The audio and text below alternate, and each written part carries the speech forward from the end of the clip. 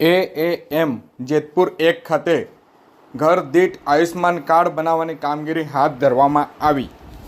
આ તારીખ 21/6/2025 શનિવારના રોજ સાંજે 5 કલાક સુધીમાં એએએમ જેતપુર 1 કેન્દ્ર ખાતે CDHO ડૉક્ટર ઉદય તિલાવત તેમજ THO તુષાર ભાભોરના માર્ગદર્શન હેઠળ આયુષ્માન કાર્ડ બનાવવાની કામગીરી ઘર દીઠ કરવામાં આવી હતી અને તમામને જરૂરી સૂચનો અને માર્ગદર્શન પણ આપવામાં આવ્યા હતા।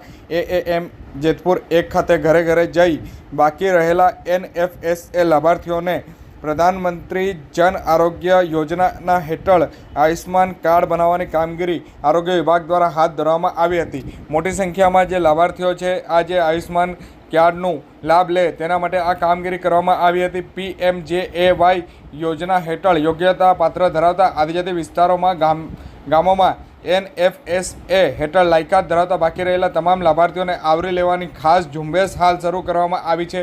આયુષ્માન કાર્ડ અંતર્ગત 10 લાખ સુધીની જે મફત સારવાર મેળવવા માટે આજે જે નોંધણી કરવામાં આવી હતી અને આરોગ્ય વિભાગ દ્વારા તમામ ઘરે ઘરે જઈ અને કહી શકાય કે લોકોના સ્વાસ્થ્ય સારા રહે અને લોકોને કોઈ તકલીફ ન પડે તે માટે આયુષ્માન કાર્ડ બનાવવાની કામગીરી કરવામાં આવી રહી છે।